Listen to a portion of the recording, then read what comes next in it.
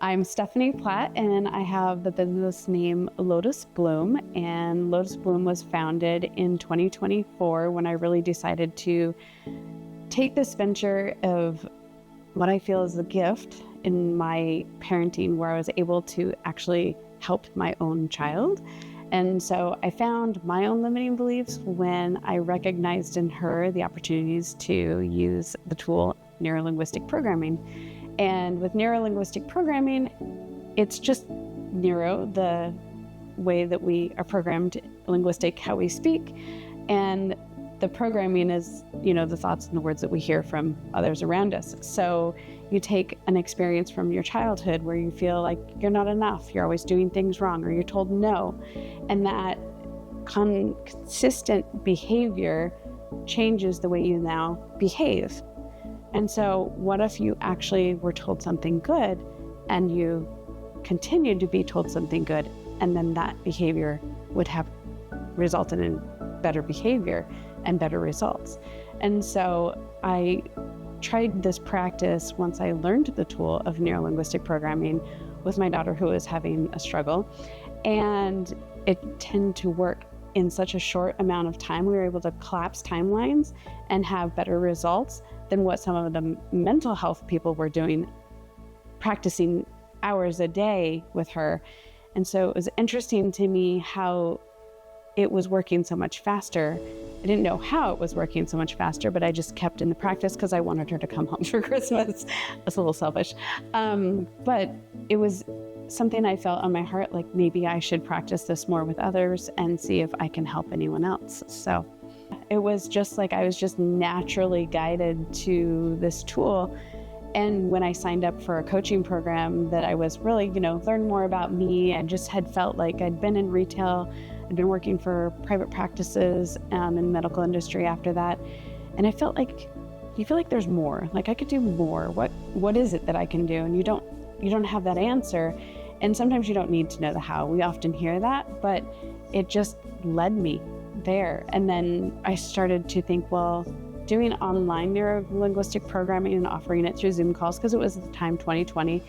And that was okay, but it didn't light me up as much. And so I wanted to do more. And so I found sound healers, and I found people who did energy work and other people who did yoga. And I was like, ooh, what if, and I know everyone likes to do retreats, but what if there was a space that we could do connection, community, collaboration?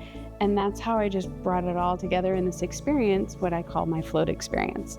And so I love the opportunity to work with different sound healers who some have crystal bowls, some have the metal bowls, some bring the crystal harp, and those frequencies while people are being held safely in the water, floating. I did a flotation, I don't even know what to call it, like, a little raft kind of thing. And then people were like, oh, I'm cold in the water. I was like, okay, how can I change this? I know everyone does the mattresses. Fine, let's do the mattresses and see how it works. I did the social media thing where you option A and option B. And a lot of people did opt for having the mattress with a blanket and a pillow. And I said, okay, it's kind of fun idea. Let's roll with it. And I found a new pool, which provides like a bigger space. So I am now transitioning to do that, which seems to be really successful. We open with yoga. So we do just gentle grounding yoga and not pushing anyone past any physical limits, just gentle. And then from there we move into getting into the water, and the sound healing will start. I get everyone comfortable. And what's really fun is I like to tell stories. And so I planned every single event to lead to the next event, and it's a storyline. And then if you were to come to like 6 of them, you will see a transformation in yourself. I've had one person who's come to like 4 events, and she works at Deaconess in the mental health ward area. And she said, I really feel the transformation. I have really been able to redirect my patients in a different way just because I've been able to come to your floats. So it's just really neat that that's the space I wanted you to be held in. And so I do the neuro-linguistic storyline over the sound healing, or I'll pause, let sound healing happen, and then drip it in there and just let the storyline complete. So January was more of a stillness. And then February is more like getting the ground ready. March is going to be getting the seeds and then becoming the radiant light. Then you're going to see the green flame and then you're going to bloom, right? Lotus bloom. So we want to really like be the light. And so many times what I really like is to be that light when someone feels darkness, because I know in my own story, I had darkness, but it's a decision to choose. You can stay stuck or you can grow. That experience can help you define who you are, or it can be, I always like to reference the tree. When you have rings on the tree, there's some that are thin and some that are thick, and then there's a knot. And you know, there's wind, there's rain, there's sometimes thunder, but you grow and you still grow and life still goes on. So it depends on what you want that story to mean to you during that time. So it's a lesson. So what I've learned is that Richard Bandler and Milton Erickson came together and they would, They would monitor how Victoria Satir would do her psychology work with her patients. And through that, they were like, okay, we see what she's doing. Let's implement some of these skills with the cognitive neuro, like how people are thinking. Then let's throw in some language and let's see if we get some different results. Here's a good example. They go to the psych ward and a patient thinks that he's Jesus. He behaves in such a way so much that he tells everyone he's Jesus, wears the white robe. And they call in Richard Bandler and they say, can you come help this patient? What can you do with neuro-linguistic programming to help him? No problem. He's a pretty extreme guy. I don't do the extreme part of this, but he went to Home Depot and got some 2x4s and a couple of nails, brought it into the practice, and the guy's like, what's going on? What is this? He's like, well, you're Jesus, right? And he goes, yeah. Okay, well, today's the day we get the cross ready for you. I've got the nails. So you ready to go? Changed. So it's that complete concept of you're thinking and believing so much you're this, but then when the reality of someone showing you a piece of like what that could look like because you think you're this, you're like, wait, no. When we do submodalities and you are helping a patient to unlearn a behavior that they have, you can have them get that feeling of like that behavior happening, and you can tell when they're in that feeling it's happening, and you go, now push it far away, now bring it close, put it on a TV set. Can you change the channel? Can you turn it off? Can you make static? So you kind of give them these visual cues, and then you can turn it off. And you can tell they just like, wait, where'd it go? And you can bring them back to a different emotion. So I like to use also the emotional vibration scale and using those higher frequency words, and then use the lower frequency to make sure they're in the lower state. Okay, now bring you up to the higher state, and then changing how they feel about the scenario that needs to change the behavior. I think there's an aha moment. I mean, definitely everyone is different because every scenario and the severity of how long you've been in that moment. So there's people who have been maybe verbally abused or sexually abused. And what was that duration of time? What was the, I guess, depth of that experience? Was there an isolated moment, or was it a long time? And so you have to take that into perspective and know where to start building on changing the habits and changing how you feel about it. When there's sexual abuse, you have to know you're the victim. You didn't do anything wrong. You have to change it to say, I'm safe, and change your emotion about the experience to have a long-lasting change. And I mean, eating disorders, you have dysmorphia, you have I'm not enough, you have a lot of things you can continue to tell yourself. And a lot of that self-talk is a lot about that neuro-linguistic programming. So I always like to think, what's the narrative that you tell yourself on a daily basis to feel good, to be who you are today, to know who you want to be tomorrow? Because if you stay who you were, you're not continuing to grow. So you want to have that opportunity to use the language in your own self-talk. You'll catch yourself and be like, oh, there's that thought. And I snap, because that's my way to anchor that away.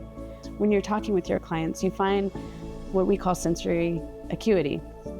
So I can see in their stories when we do like timeline therapy and they say, where's your past? And for me, my past is on the right. My future is in front of me. And if I have a memory that I'm trying to remember, I'll go here. So when I know that's my timeline, so then I can do timeline therapy and I can walk someone through different emotions. And you can, it's not neuro-linguistic programming timeline therapy unless you use Milton Erickson's script. If you use his script, you've done timeline therapy. If you don't use the script, it's not timeline therapy. So it's a trademark, and he has it set up a certain way, and you have to go through the certain emotions in a certain order. So a good candidate for neuro-linguistic programming would be staying stuck in your thoughts that are negative and bringing you into a downward spiral where you feel like I'm not enough and I need a transformation. I need a change. I don't know what the change is, but I need a change. So when we start to work together, we can help change. What are you saying to yourself? What behaviors are you doing? Maybe we can learn to do some habit stacking of some good behaviors, and then you just naturally will fall into what lights you up and be who you need to be to, shine your light. What would I hope someone would say? I would hope that they said that they had a change, a transformation in maybe what they believe about themselves. Because sometimes what we believe so much about ourselves can be the narrative we continue to tell ourselves. And you need that change, but you get stuck. And then when you find that person, whoever it is that can help you to change what you want as a change, as a transformation in your life, you'll know when you're there. It's just, your light just starts to shine, your shoulders feel lighter, you feel good. You look good in your skin, you're smiling, and not everything has to be victimized like, oh, this happened to me. Because sometimes we want to take those experiences and make them inward, like it's a problem, but really things can happen and you can laugh at it and be like, that is so funny that happened. My car broke down. Oh well, fix it. So it starts to begin changing when you look at problems as not being a victim of those problems, but problems that are just lessons, just life things, situations that happen, and it's okay. You just little hurdles. I feel like there is so much social media that is even AI generated, that is purposely feeding you thoughts that are going to make you feel not worthy because somebody else is making that $6,000 a month or 6 figures a year, and suddenly you're not worthy because now that's all you see continuously. And so then in your own life, in your own reality, in your own day-to-day work, you're like, oh, I'm still at the same job, doing the same thing with the same people, and I'm not making that $6,000. I'm not making those 6 figures. And so then you start to really go inward and downsize your thoughts and your time and your space, where you could have just scrolled past that and looked at your friends and family and seen how they're doing. And so some people don't feel worthy when they can't do the thing that you say that you're going to provide for them. And then they get stuck in this unworthiness. And so my goal is to help those people, like, you are worthy, you have something to offer. It doesn't have to be their thing you're offering, because you are your own person and you have your own thing to offer, your own light to shine. So at Lotus Bloom, it's an opportunity to transform your limiting beliefs. It's a time where you can decide for yourself where life where you're living today is not lighting you up. And you want something that's going to give you a transformational experience to bring you to where you need to be tomorrow and in your future. It can be a lasting change. It can be a change that happens over time. And through my float experiences, you can come on the journey, listen to all the stories, and see what brings you to your next steps. So the float experiences have a storyline, and I feel that it really helps with just, like you said, having that stillness, being quiet, sometimes just being held, but sound healing, yoga, and energy work, it's all here to support you in that transformation. I'm Stephanie Platt, the owner of Lotus Bloom, and I welcome you to come for the float experience. And if the float experience is not for you, you can book a discovery call and we can have a conversation to see how we can work together.